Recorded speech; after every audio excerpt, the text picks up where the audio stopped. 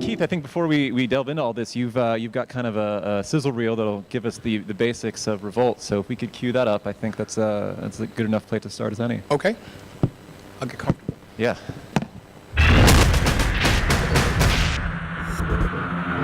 In case you missed it. You missed it. Here's what happened. Here's what happened. Happened on Revolt. What happened On Revolt. This week. Lorde will make her return to America this fall for another round of shows in support of her widely successful LP, Pure Heroin. Last night, Pharrell headlined the legendary Apollo Theater stage, where he delivered his first ever performance at the venue. Steve Aoki has been hard at work promoting part one of his forthcoming two-part album, Neon Future, which is out this August. We stand out till the sun up, twisted and burned up.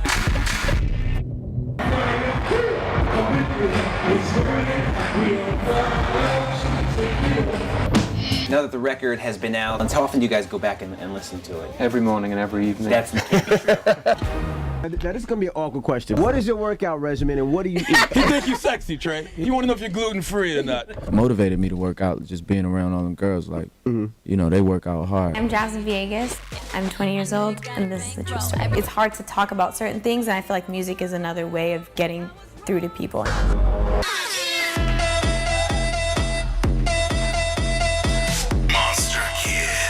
What brought this band and this particular project together? There was a sense of like really fun, really spontaneous, not knowing exactly what it would lead to. Last year, more than 1 million electronic music fans attended Insomniac's events, and Revolt caught up with Insomniac's CEO and founder Pasquale Rotello. We do something called the Discovery Project. It's a competition that allows people to play on the stage.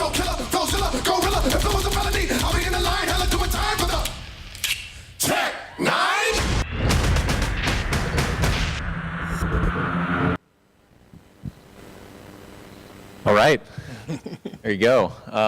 You know, it's funny, before we start, I wanted to say quickly that a couple weeks ago, Puff Daddy, who is the founder of this network, he was pitching Revolt at an ad tech conference, also in Yerba Buena, and they were taking shots of vodka on stage, which to do in front of ad tech people is pretty bold. We're also sitting at a bar, so I guess it's a theme. But anyway, so, you know, we're in an era now where music has never been more accessible, and music videos have never been more accessible. You know, you guys called yourself Revolt. There's this idea of revolution behind what you're doing. Absolutely. What is this revolution?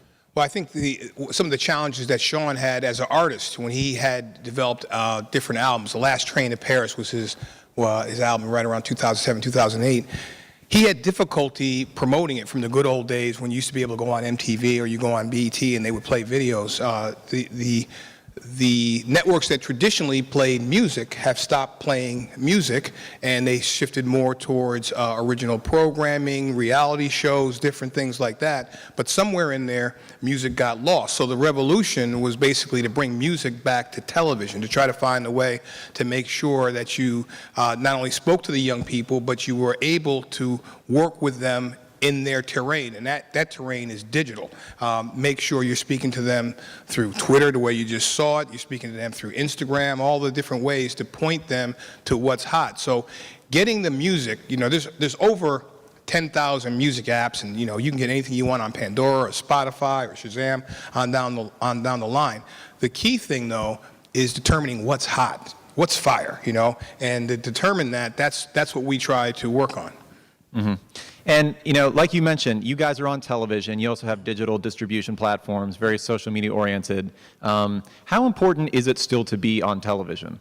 How important is it to still have that access to people's front door? Well, TV is always important because of the tonnage, you know, the outreach, the mass to be able to do that. Also, there's kind of an authentication when you're on TV. When you're on TV, it's like, oh, it must be something. At the same time, younger people, you know, nowadays, they don't have the kind of driving desire all the time to, you know, get cable. A lot of people say these folks are cord cutters, and the reality of the situation is that they don't want a cord. They just want their little wireless bars. They're not even aware of the cords they need to cut. Even though you had to buy cable, you know, when, you know, a million years ago, when I came out of college, getting cable was more important to me than getting power. So I got cable first, and then power. But now, younger folks, some of the folks even work in our office, they don't even have cable, and what do? Well, they have Hulu or Netflix, or, they have a set of other types of things that they stream. You want to see Godzilla, but it's not out yet. Well, no, it's out for them. They've got it. So the beauty of it is making sure you pay attention to how they consume, but at the same time, you still want to be there. You want to change their behavior to make sure that they have a reason to come to television. Mm-hmm. But there still is that legitimacy of television. I mean, that hasn't changed in this world where everyone or lots of people are cord cutters. You still need that entranceway. Yeah, and you need it for awareness, and you need it. That's how other media finds out about things too. Sometimes you see it on television. A lot of times you hear it all together. But the linking of television and social media together, the amplify situation that you just saw with Twitter, the ability to go ahead and have something come to life and on social media and be directed to television, that's the kind of energy you want. Sometimes people can sample television on social media and go from there. You look at shows like Breaking Bad. Breaking Bad might not have worked in any other era except this one because of the role that social media played to get people to go back and look on on Netflix and other things like that. So for what we're doing, we're one of the first networks that were born in the social media age, and I think before we were on television, we made sure we had great Instagram presence. We worked very hard on the Twitter outreach, and that helped us tremendously. Mm-hmm. You mentioned that you guys are born in the digital age and have a very focused digital strategy. Besides having a very engaged Twitter account, Instagram account, what kind of content can you actually make that feeds that particular audience and the mediums that they consume it? Well, I think the notion is we try not to make television shows. You try to make your content in such a way that it can be moved around a little easier. You have a portability, a little bit of mobility to it, 4 to 8 minute types of blocks. I think an example of this that not at Revolt, but I would think if you think about the Jon Stewart, The Daily Show. Now, I'm a fan of The Daily Show, but I cannot tell you the last time I sat at a television and watched The Daily Show. I watch the 6 to 8 minute blocks that they have on there, and I consider myself knowledgeable of the show, but I don't watch it on. I guess it's on Comedy Central. Sure. I guess, and that's and that's how it goes. So that type of thinking is the kind of thinking we bring to this. When we got started, the question was, are you trying to be another MTV? And the reality situation is that not quite. Well, I think what we're trying to do in this age is try to be closer to what a CNN does, or even what an ESPN does. You get into your subject, you go deeper, you go deeper, you go deeper. You make sure, when the thing was happening with the plane, CNN could not talk about it enough. There wasn't enough plane information to go on and go on. When Tim Tebow was fighting for his role or whatever, ESPN continued to give you more and more and more Tebow, and that's what we're trying to do to make sure that we talk about what's going on in music. Kanye's getting married, maybe not, whatever. We're going to go all the different things that Kanye has gone through. JayZ has a little scuffle in the elevator. We'll talk about that, and then we'll go from there. Was that your CNN moment? The JayZ Solange Knowles? I mean, the beauty of music is that there's just so many of these moments, known and unknown. I mean, they just don't stop. They keep coming. And then as the stars, they get bigger. And there's different camps to them. Like if you speak about Beyonce, there's a whole crew, the Beehive, the Bayhive, they come and get you. If you speak about Nicki Minaj, she has the Barbs, her Barbs. And if you talk about Rihanna, you deal with Rihanna's Navy. There's crews that are digital crews that are out there. But all this energy goes towards pointing people towards this is hot, this is not, let's discuss it, this is what's going on. And that type of energy is what you want to feed into. And that's how you can go ahead and bring that to television. Bringing not just the videos to television, but bringing the discussion, bringing the reality to television. That's what we're trying to do. Yeah. Are music videos kind of the best example of this sort of snackable content that works for a digital atmosphere? I mean, they talk so much about video clips being shorter, going from the 30-minute TV shows that we used to watch to these 5-minute YouTube clips. I mean, a music video seems to already be in that mode. I mean, does that inform any of your kind of digital strategy, thinking about the music video? I think shorter videos, not music videos, definitely are the way to go, and they're responded to better for all the stuff we see. But we're dealing with a generation that hasn't seen music videos. You know, they get music videos from YouTube or Vivo, but there's not, you know, the way I grew up, you know, watching music videos, knowing when they were going to come on. You know, I remember rushing home to see Thriller. Thriller comes in at 3 o'clock. I have to be there to watch Thriller. Even TRL is dated now. I don't think anyone knows what that is. It's a different situation. So, but at the same time, a lot goes into these videos. They're very good content, and if you can find different ways to make sure, not so much for awareness, but for curation. That's the role, I believe, of television, to say, this is hot, and here's why, to put it in context. Sort of a way to kind of filter out the massive content that's online. Because you have so much, and you have, and the great thing about technology is it democratizes everybody to be able to produce videos and things like that. So you have them all over the place. But how do you get through to the stuff that is quote unquote good, or the stuff that might not be good nationwide, but is really banging in Memphis for some reason? This is killing in Memphis, and then all of a sudden, that's how you are able, or it's doing this in Toronto, or this person's from here. That's the kind of energy you want to find. When you look at the music industry and sort of technological disruption, I mean, I'd argue that no entertainment industry was hurt more by the rise of technology than music. I mean, really, the record labels, they essentially never recovered from the days of Napster, and they're so much smaller and less powerful than they used to be.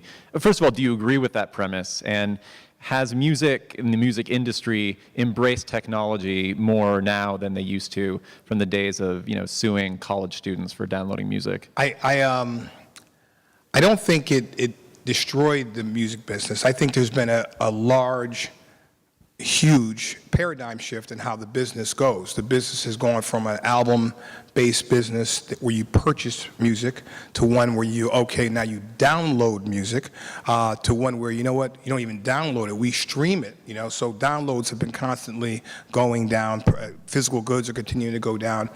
The music industry, even some of the vernacular they use, they speak about people stealing music or pirating music, and for people who grew up, you know, in their 20s, they never knew any music was free, you know, so the training that they have is that if you want music, you go get it, you know.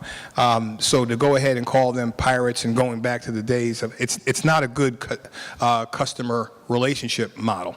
The way you build it is some of the deals that you started to see in the music industry. They start to have 360 deals now, meaning, yes, we have you as an artist for your record sales, but if you go on a television show, or if you get a fashion line, or if you're able to get a product or an endorsement, the companies participate in it.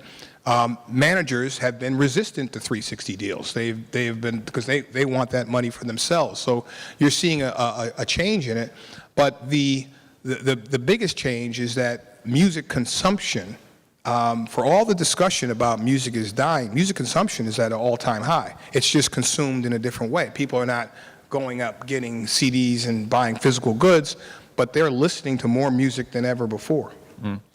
When you come to the music labels with, you know, your idea for REVOLT, obviously having Puff Daddy leading the company helps a lot. He's a really powerful guy in the music industry. But there's still, you know, is there like a once burned, twice shy mentality where when you say, I'm coming to you guys with the digital music proposition, it's going to be distributing to all these kinds of devices, sort of empowering, you know, a generation that doesn't necessarily like to pay for things.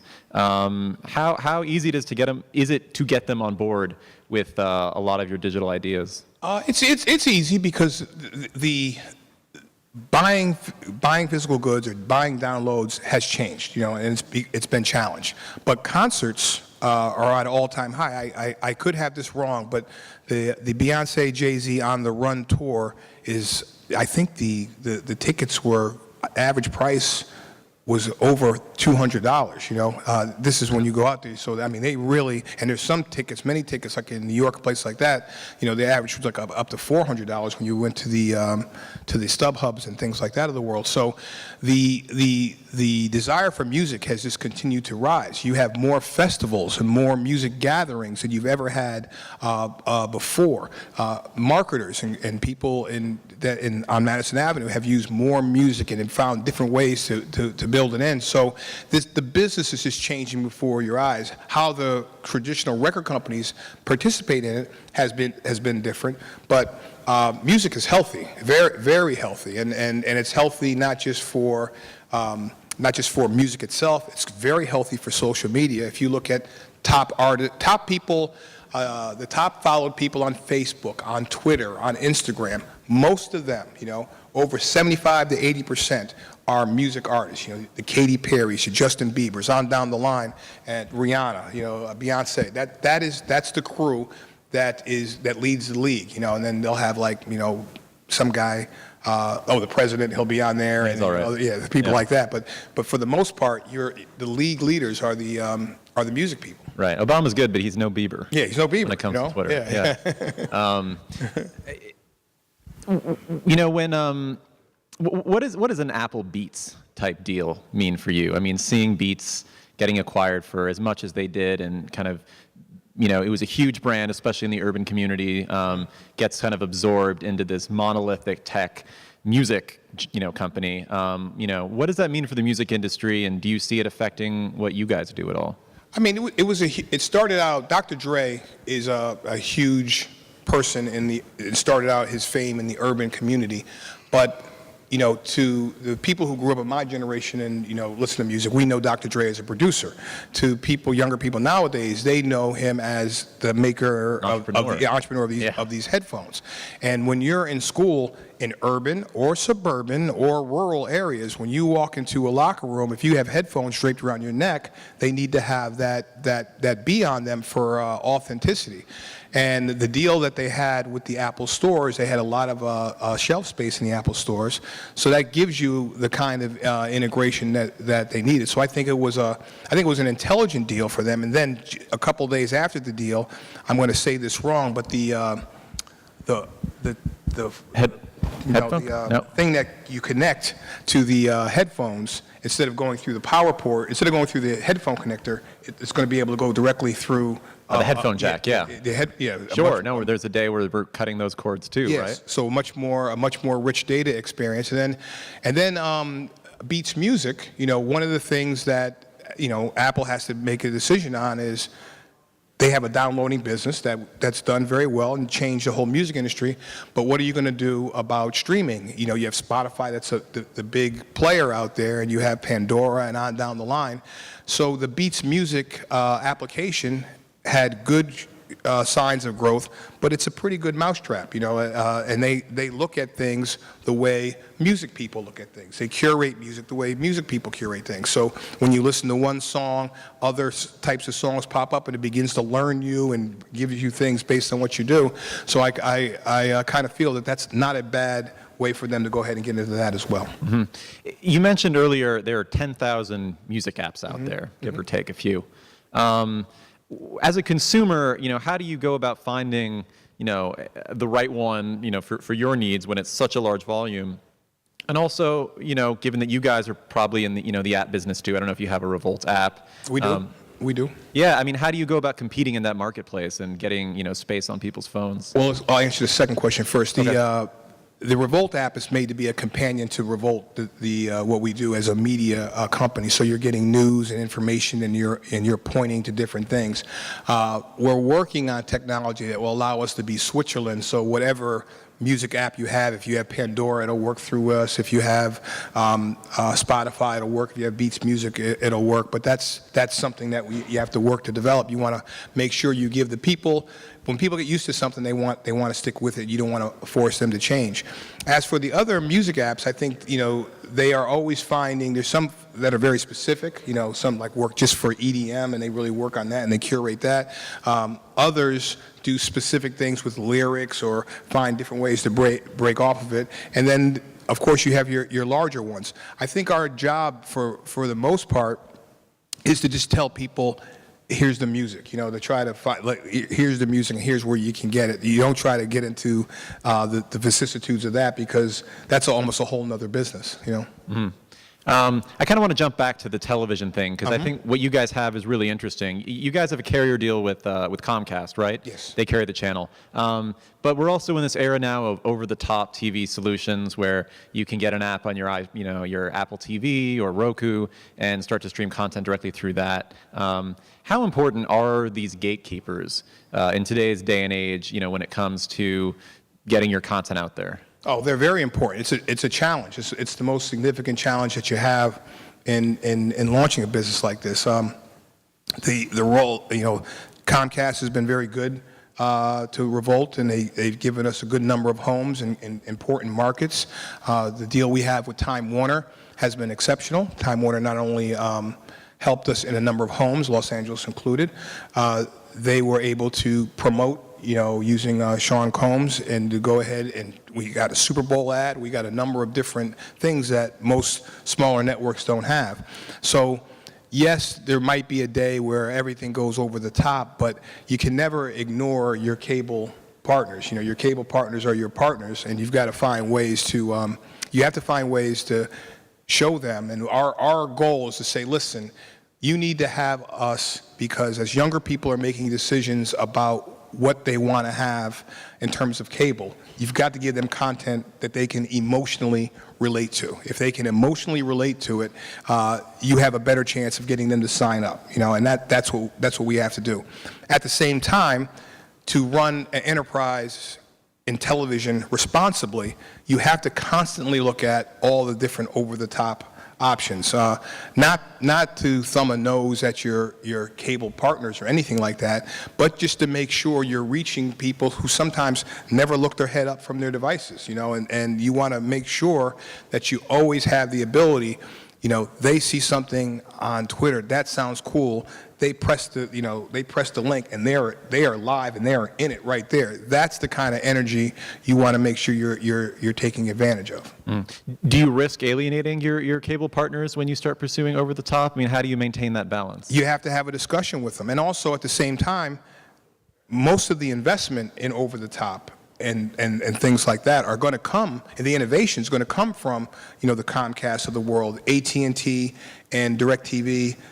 Getting together. AT&T has put aside a fund, a $500 million fund, to develop different over-the-top solutions. So everybody kind of knows that the power, as the internet gets faster, as they wrangle about the speed to delivery, you know, thinking about that is something that everybody has to do. So I don't think it's 2009 where there was a little hostility there. I think in 2014, 2015, you know, everybody's thinking about how they go over the top. And then you have things like, I just saw this CNN X thing. You know, you have to pay attention to the industry leaders. Like, so the fact of what they're doing to be able to break their content down, allow users who are into the brand to program their own situation, that's something as an executive we have to look at, to say, you know what if someone just wants to use REVOLT just to watch EDM, you know, and will we have the ability to do that one day? And that's something that we should think about. Mm-hmm. Maybe the last couple of questions here, we're running low on time, is let's pitch it forward a bit and see, you know, the music industry has, as you say, you know, done a better job embracing technology. The labels are, you know, doing what they can do. Where do things look maybe a couple years from now? Are the labels still the main, you know, way for an artist to record, you know, to get a recording contract and release music? You know, are we going to see maybe channels like yours kind of acting as de facto labels, you know, promoting artists on your own? No, I think labels will have a role, but they will have a role for fewer artists. They're going to have to make difficult decisions on the artists that they're going to get behind, and then you're going to see artists like Macklemore that go independent, and they take that route, and they get themselves to a point where they've developed a kind of base on their own, where when they go finally deal with a label, they have the ability to have a little bit of sway, a little bit of swagger in it. So I think you'll see a combination of that. I don't think it's the end of the label, but it is the time where you're not going to have the kind of proliferation of acts that you used to have in the label. They're going to have to make very hard decisions. Great. Well, I think that's actually all of our time. Okay. So thanks so much, and thanks for listening. Thank you.